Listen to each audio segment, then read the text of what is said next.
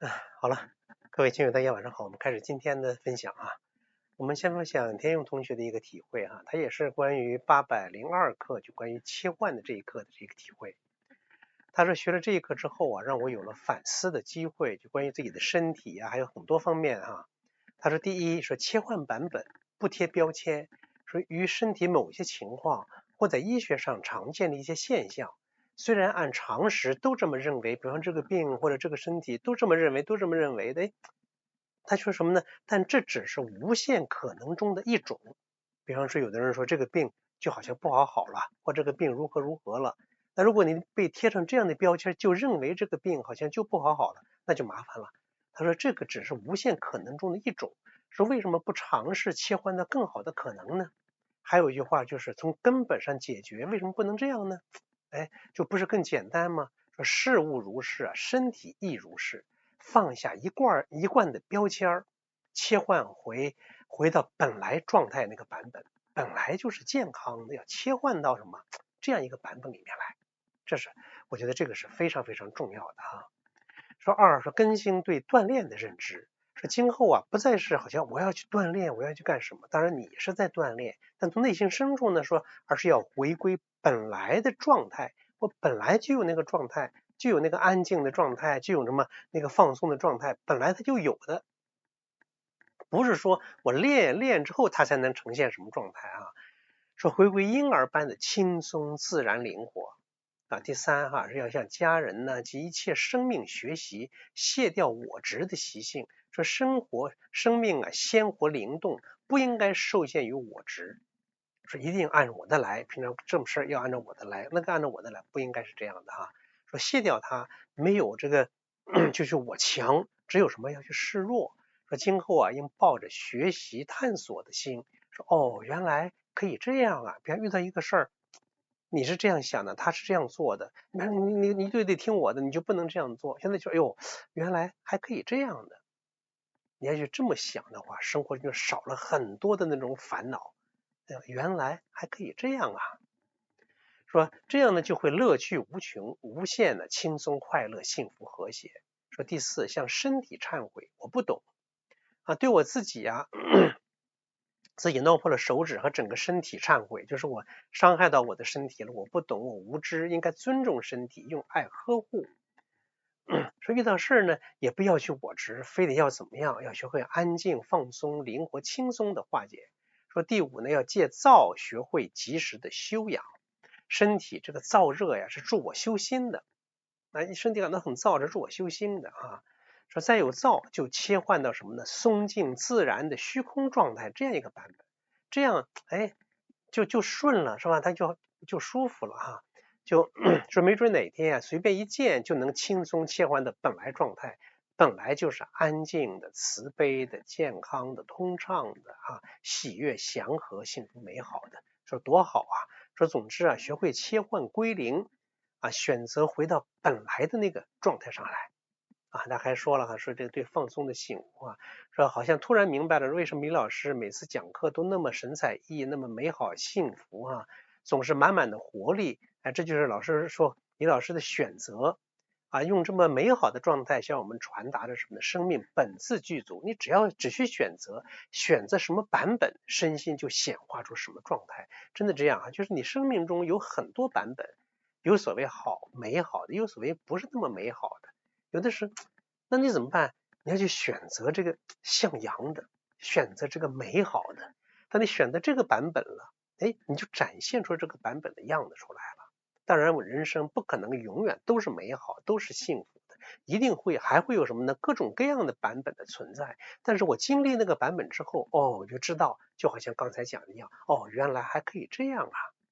还有这个版本，这个版本我经历了就够了，我不能总沉浸在那个版本里。大家说是不是这样？比方说我们也有很多痛苦的事儿，你不能总沉浸在那里面。这个版本是告诉我要学会什么的，那个版本是得给我展示一个什么状态的，从中都在学习，这就好了啊。好了，这是我们分享同学的体会。下面我们讲今天这样一个内容啊。今天这个题目其实在前面我记得哪篇文章中讲过这个话说过这个词儿就是说通往深刻体验最短的路，就是你要体验很深刻，不是思考的深度，而是什么呢？而是行动的单纯，是通往深刻体验。无论你体验你自己的内心，体验生命，你要去深刻体验，它不在于你思考，哎呀怎么这么深入，而在行动的单纯。这什么意思？大家注意啊，大家注意，本来人的思考是很美好的，因为人类有了思考，才区别于其他的生命。但是有的时候，我们那个思考过度了，或者说那思考是失控的，那个思考是没有觉知的，那么这样的思考呢，它就成了一张看不见的网，看不见的网，就把人怎么样给网住了。大家看看是不是这样啊？你比方说，很多人写东西也好，干什么也好，读书也好，干什么也好，都在文字里打转。在文字里面，你看了很多很多东西，都是别人写的文字，你可以把它背得滚瓜烂熟，但是你自己呢，可能没有亲身的去验证那只是别人说的，别人用他的生命验证的东西，你只看哟，这个很好，这个很好，你天天在文字里转，你从来没有深刻的去体验它。我们看的古圣先贤讲的很多内容，或者看着别人哟，这锻炼的怎么那么好，怎么这么好，你光看他好，觉得应该是这样的，可你没去做，你整天在文字里转圈那就没啥意义了。说再一个，很多人的思考是什么呢？是在已知里面探寻，这是什么意思你思考很多东西都是已经知道的，书本上写的，别人说的已经知道，你就思考来思考去，还是在已知的这个里面探寻来探寻去，就好像总想在旧的地图上去找新大陆，你永远不会有创新的，你只是不同的在组合来组合去的。大家说，当然组合也会出现创新的东西但很多人就在已知里面探寻，永远它没有深度嘛，没有深，只是在浅层。你用旧地图找新大陆，那你不容易找到那再一个方面你思考，很多人的思考是干什么呢？就是知识的搬运工。大家想什么呀？就把自己活成了一座移动的图书馆。我好像什么都知道，但没有新鲜的东西在里面，没有内在的创造，它少了什么呢？少了生命的温度。他所记忆的这些知识和自己的生命和生活不能够结合起来。大家想一想，我们平常很多人思考是不是陷入这样一种状态？文字里打转转，在已知里探寻，做知识的搬运工。我不说别的，比方说前面有个同学跟我说，哎呀，说我的微信看着微信看什么，看到好了我就收藏，看到好就收藏，看一阵我就收藏，觉得很好，可是又挺长的，现在没时间看收藏。说我一看我收藏了几百条上千条，可是没有一条我收藏的东西我再好好去看它。就你收藏的在旧有的知识框架里面，你也没有深入的去思考去学习去。大家注意说思考像一盏灯，它能够照亮你的前面的路，照亮前面的路。但是思考太乱了，思考太过了，就好像这个灯太亮了的时候，太浮躁了，太它不定的时候，就反而这个灯光晃晃来回闪来回闪，就好像什么呢？反而让你看不清道路边的风景，路上的风景，甚至你看不清那个路了。它本来是能照亮路的，这个太乱之后，弄得你眩晕了。大家想是不是这样？眩晕之后反而看不清楚了，反而看不清楚。所以呢，为什么说，思考的这个深度，你要真正深刻体验，需要很单纯的一些动作的。但你动作的单纯，动作的干净的。我原来记得我曾经讲过这个例子就是有一个同学他有一些抑郁的一些问题就跟我在那儿就是跟我讲吧，就是很苦恼。哎呀，说老师，我就觉得生活活着没有意思，我找不到找不到自己。然后我也没跟他讲道理，正好那天他桌子上有个抹布，我说你把有点水，你把这个桌子擦一下。他就一说，他马上就很简单，大家可以很简单就擦了。然后我就问他了，他一擦，我就问他，我说这谁擦的桌子呀？他说我擦的呀。我说你刚才不是找不到我吗？这我不就出来了吗？你不就找到了我擦的这个桌子呀？你光在那想，哎呦，我找不到，我找不到，我找不到，那你就真的找不到我了。哎，我去一做这个事情的时候，我就在这个单纯的动作里，它不在思考中显现，它在行动中诞生。说清楚意思没有哈？就专注于擦桌子这个单纯的简单的动作，哎，那个找来找去，那个我自然就出来了，你不用找它，它从未离开，只是被你繁杂的思绪怎么样盖住了，蒙上了。所以那个思绪蒙上了你那个我，你再去想，又多一点思绪，再想又多一点思绪，越想越多，越反而把它盖住了。我不去想一个单纯的动作，哎，它就展现了出来。很多单纯的动作是非常有力量的，大家可以想一想，我们过去也曾经分享过类似这样的情况，比方说你旁边一个老人家，哎，他坐在椅子上站起来了，要去往前走，一走腿没有劲要摔倒了，怎么办？你在旁边怎么样？你扶不扶？你都不会想。我想几乎每个人都是这样，你不会想，哎呀，我又要扶他呀，我不扶他是不是摔倒了？摔倒了可就麻烦了哈。你不会那么想，你甚至都不会想，哎呀，我扶他会不会讹着我呀？这个都不会有。你想到那个讹就后面来的了，就一开始你一刹那，你肯定会伸手去扶他，你本能的去扶他。这个动作很单纯，它是不需要说你锻炼的。说你在家里面练哈，说遇到事儿要扶老人家，你天天去练这个，你不用练的。本能的，每个人都会的，就它很单纯，它很直接，它是源自什么呢？骨子里的善良，源自你的良知，所以它就有力量。而正是这个单纯的行动，带来了深刻的生命的体验，爱的体验。大家想，这个动作单不单纯？非常单纯，你不用学的，它没有什么道理在里面。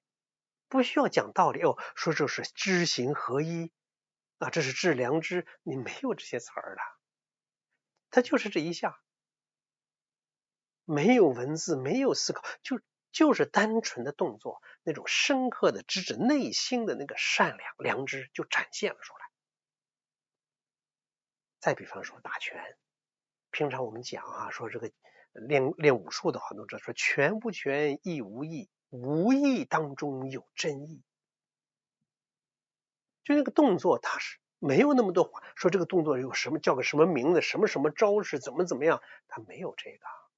你想一想，你练再多的套路，那有套大老虎，你跟老虎打仗的时候，你的套路还管用吗？你会用那些套路吗？不会呀。我们看了很多所谓太极拳的那些老师，那些过去的功夫的，待会儿打架的时候，你看到那些套路了吗？没有，越简单越单纯越好。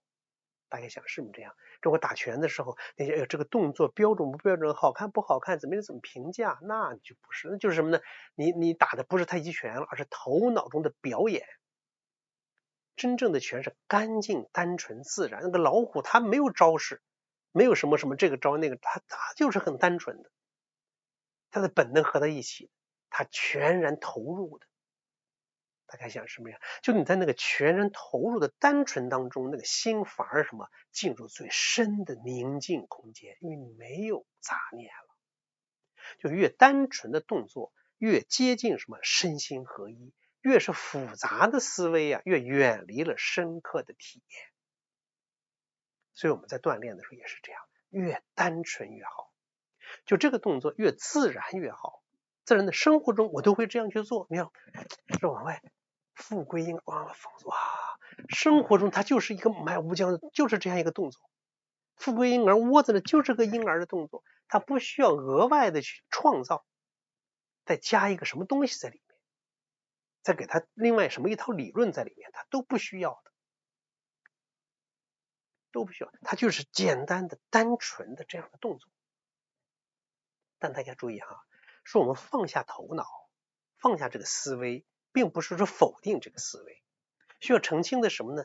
我们不是说否定思考的价值，思考非常好，它能帮我们分析呀、规划、创造、理解等等等等吧。但是我们需要明白的一点是，就从锻炼的角度上来说，从身心健康的角度上来说，思考啊，它不能代替体验。就像你要吃一个东西，你光想这个东西什么滋味那不行，你尝一口就知道了。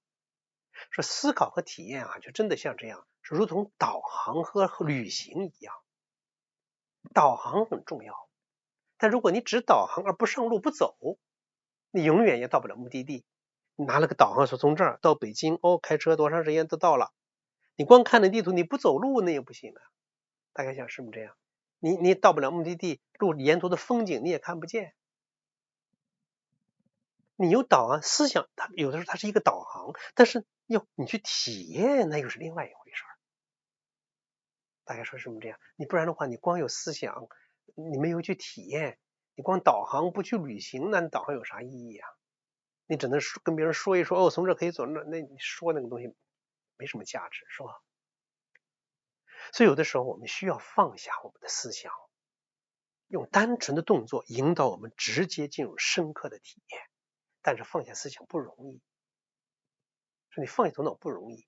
所以说有时候生活会给我们的思想作为当头棒喝，真的是这样。就他想什么事想什么事想到绝路上了，想不到了，实在没有办法了，最后完全放弃了，那时候才肯放下。大家像有没有这样的情况？实在想不明，算了，那无所谓了。实在所谓走投无路，想不出招来，算了。那就像禅宗的当头棒喝，师傅突然一棒打断弟子所有的思辨，说那一刻他的思想的惯性被强行切断，就那个不需要学习本来就存在的真我才会自然显现。当头棒喝就是这样。那生活中的当头棒喝其实也无处不在啊，很多人一次突如其来的失去，无论是钱财也好，还是亲人也好，是一段意想不到的挫折，你生意上的挫折，或者是方面的挫折，或者一场无法准备的相遇。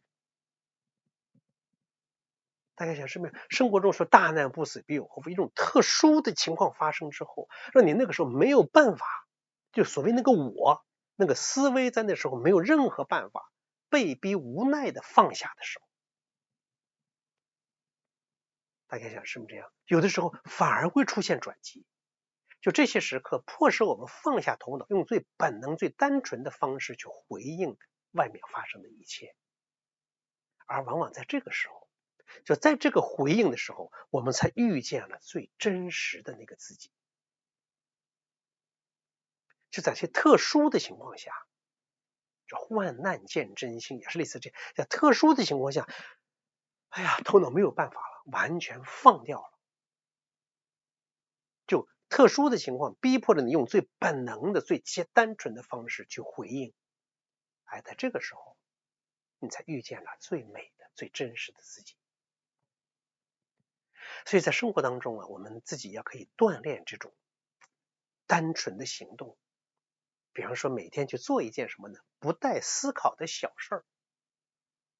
你看中国有茶道嘛，别人泡茶就是专心泡茶，感受水温，感受这个茶香，就单纯就这一个动作，它不需要你想太多的东西，就把一杯茶泡好。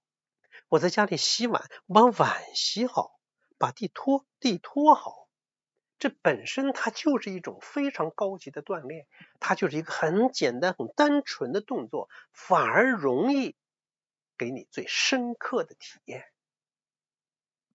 如果这个师傅教给你一个动作特别复杂，特别怪模师道的，说是特别好，你光一边做动作一边脑袋里想的东西，那有啥用啊？大道至简，没有那么多东西。大家也是，泡一杯茶就好，或者说，我就简单的走走路，我就是走路，不去一边走一边想，走路就感受什么？我脚步和地面接触，哒哒哒，就这么单纯，就这么简单，就好像那个小孩刚学会走路的时候，就是就那么单纯。但你不要说一边走一边想东想西，那不是，就是一些很不显眼的小动作。你或者是什么呢？这个动作可以别人讲话，安静听一个人讲话，你别着急我去回应你，没有思维就是听，就是注意这个听的这个动作。大概说是不是这样？特别是当你在发生一些很纠结的事情的时候，越是简单的动作，越容易让你那个纠结中解开，那个扣越容易解开。真的是这样，你可以琢磨琢磨，比方说你遇到什么纠结的事儿了，你这时候你就要练一些，或者是做一些很简单的动作，哪怕就是打扫卫生、洗洗碗，越是简单，把那个纠结给化开了。大家注意啊，我觉得还有一点需要什么注意呢？就是我们还要欣赏一些不完美的行动。平常我们认为的完美就一定要怎么样，其实有的时候很简单很单纯，它又是另外一种完美，就允许自己做一些不够好也不标准，但是发自内心的那个行动，很简单很随意，但是又发自真心很单纯的这样的动作，我做起来就是很轻松。哪怕走着路突然就开始蹦两下，你看有一些小孩，特别小孩一走一开心蹦两下，大人就不能这样了，也可以这样，就是很单纯，本能的就是单纯这样一个动作。有人你看小孩一边走一边蹦，你大人一边别人都觉得这好像疯了一样。其实大人可不可以？也可以这样的呀。你返老还童，你都可以有这种童真，就允许有这样类似这样一些行为，真的是这样。所以越简单越单纯。你比方说有人喜欢写毛笔字儿，你越是特别注意，哎呀，我要注意这个笔法，怎么运笔，怎么运墨，怎么的，有时候你反而越写不好。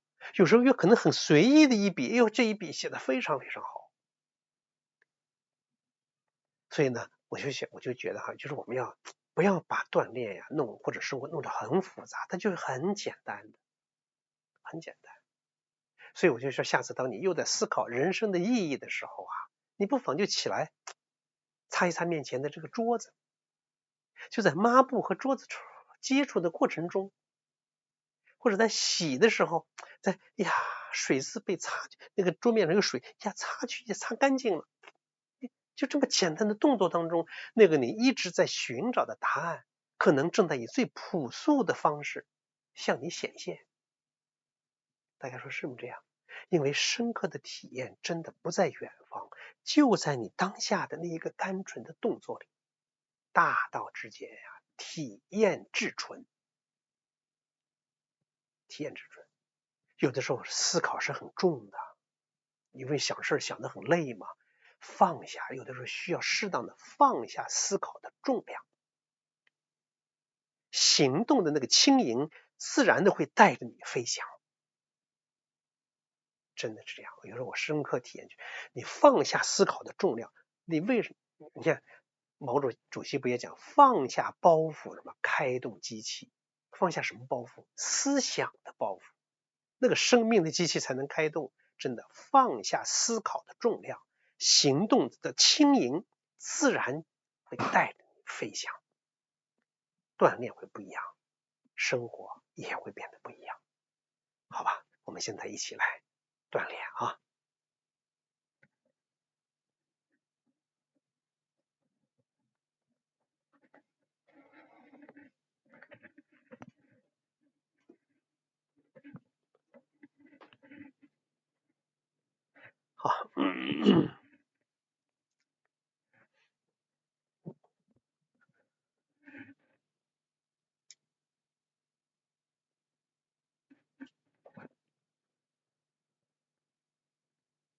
好，安静，安静。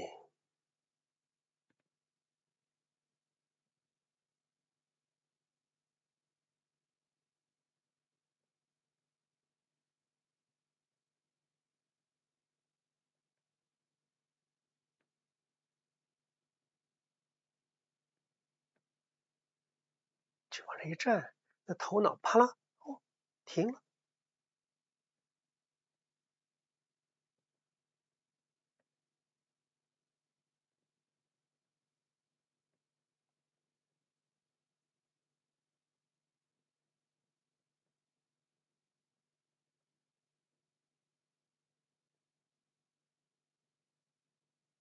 脚分开，沉后8字，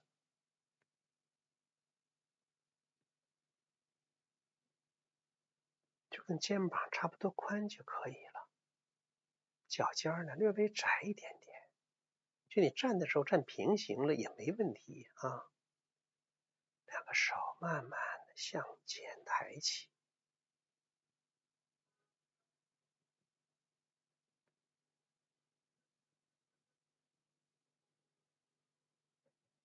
抬起之后啊，在胸前环抱也可以，你放到腹前环抱也行。身体微下蹲，就这个动作非常简单，你就觉得我站在这儿就是一棵树，树立于此。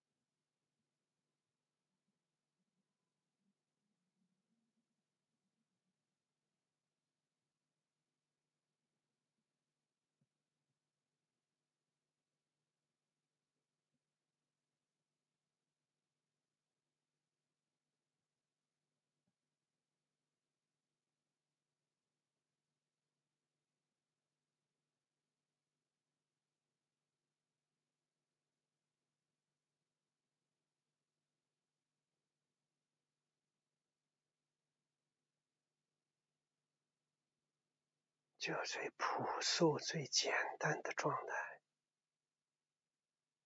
我是一棵树，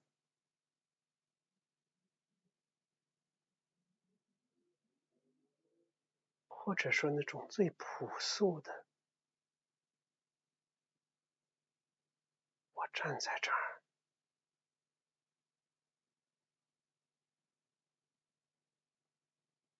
满怀慈悲，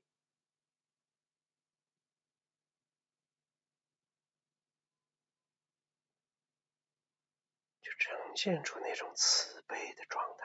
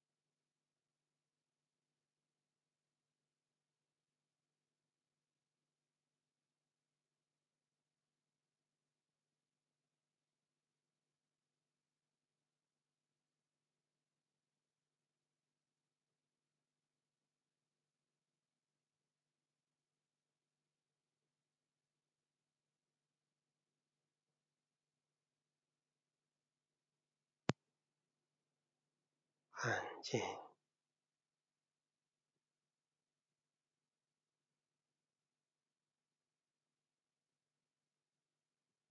百会上领，身体慢慢直起，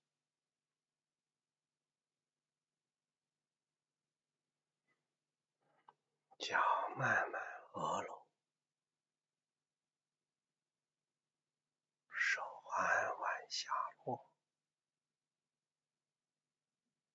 重叠在肚脐上，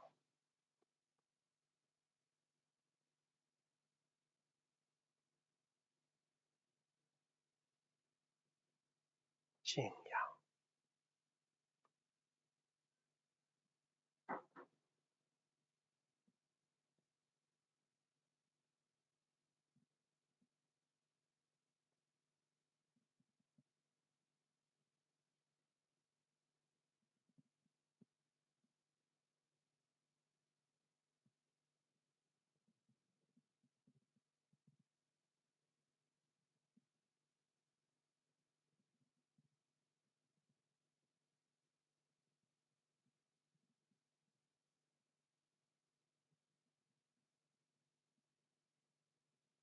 两手分开，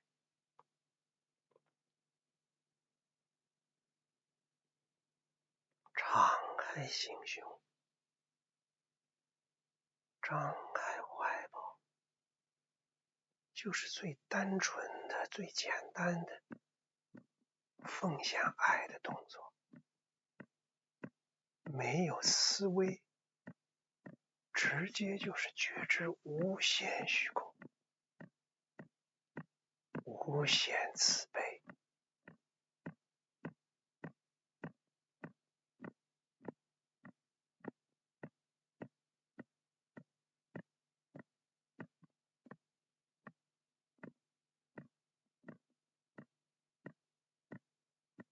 齐平，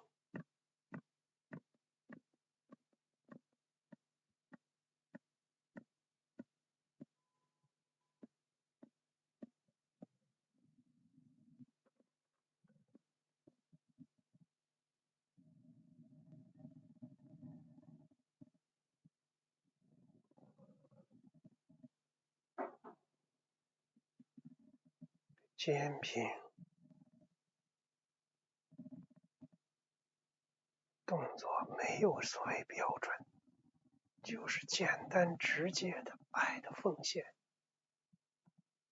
向上。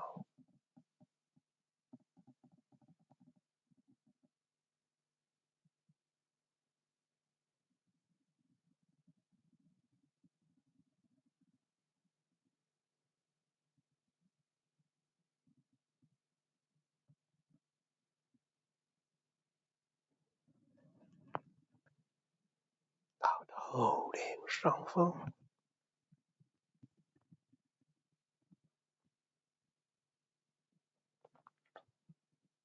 停留一个呼吸场，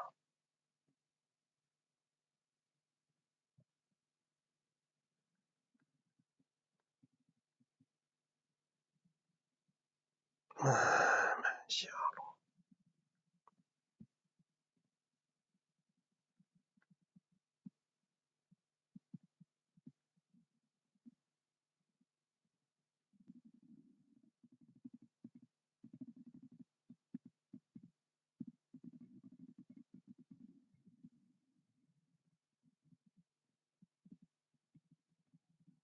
嘴经额头安静，就是最单纯的爱抚，爱抚到头脑里面，说爱入骨髓，面部安静，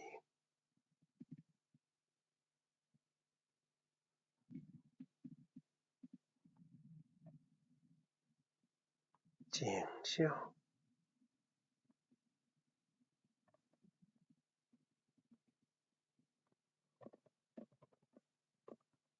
胸部，爱抚到内脏，内脏，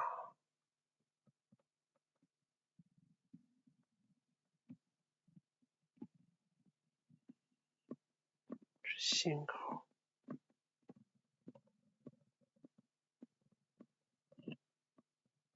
腹，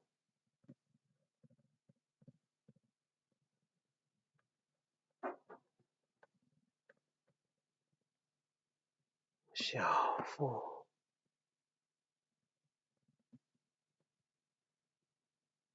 富贵婴儿，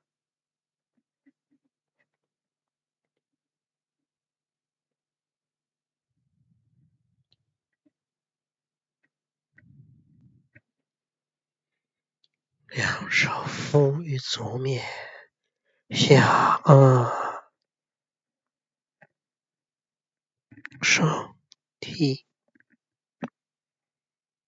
下身体，下身体，转着颈椎的后侧，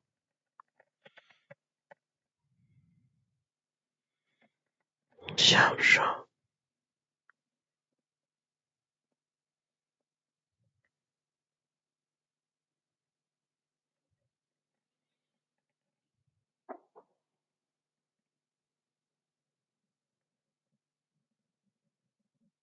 命门点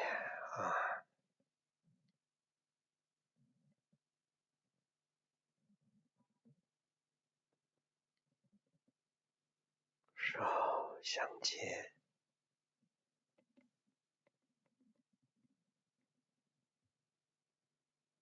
点肚脐，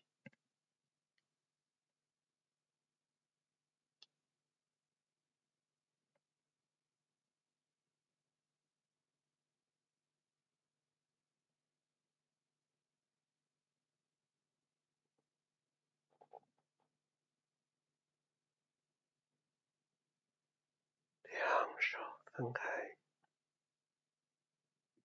敞开心胸，张开怀抱，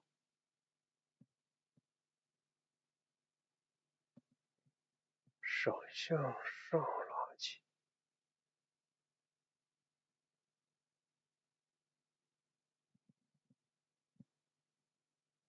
全然奉献，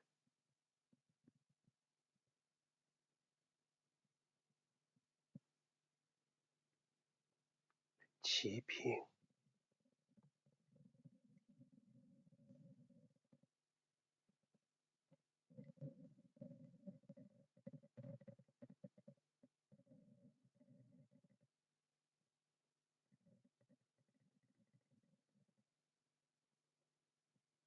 肩并，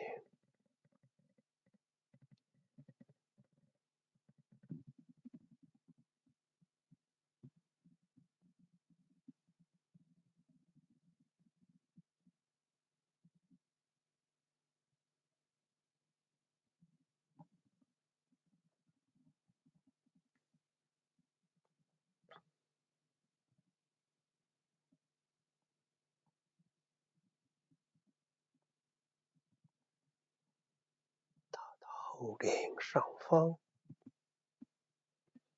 停留一个呼吸场，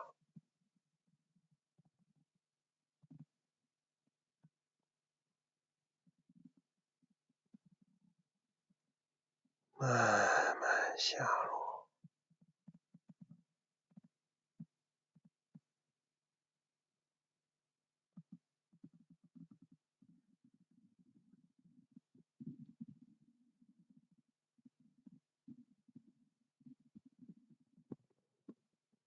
镜面安静，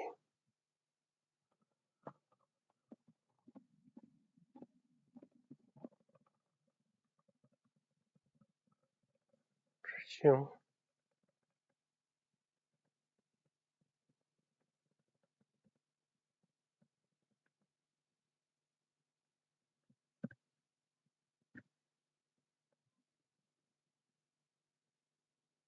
指腹，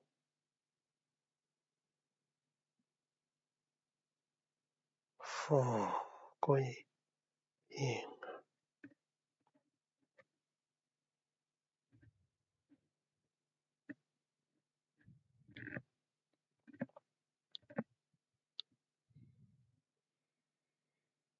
少夫与粗面，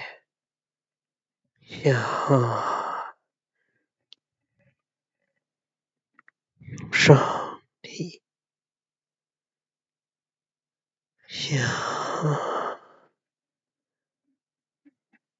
上帝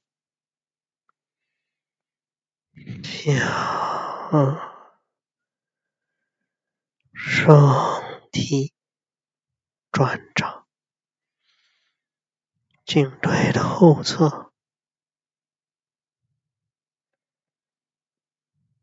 慢慢上升，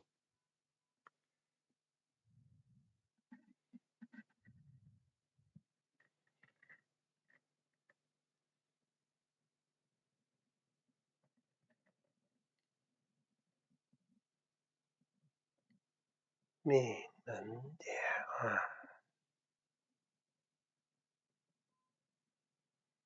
手向前到肚脐，中指点按，两手重叠在肚脐上。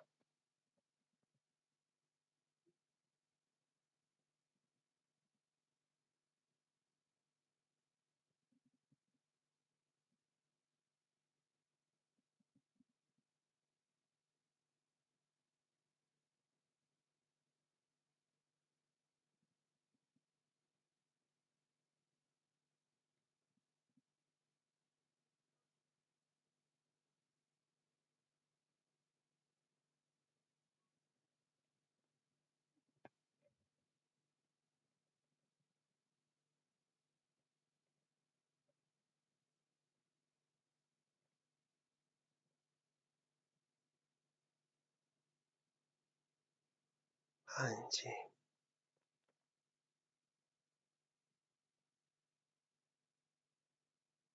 大家静坐静养。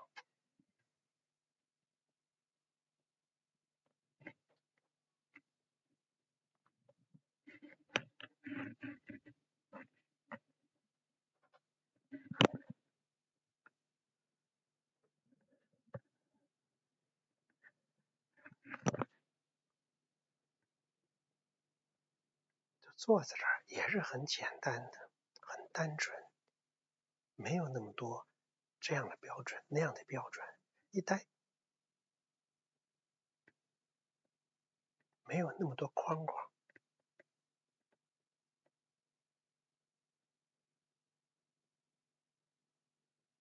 整个锻炼，整个动作，包括整个生活，就要复归那种单纯、那种真诚的状态，没有那些虚伪、虚假的东西，就是很真诚。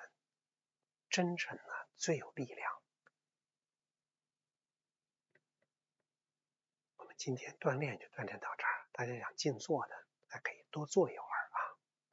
好了，谢谢大家。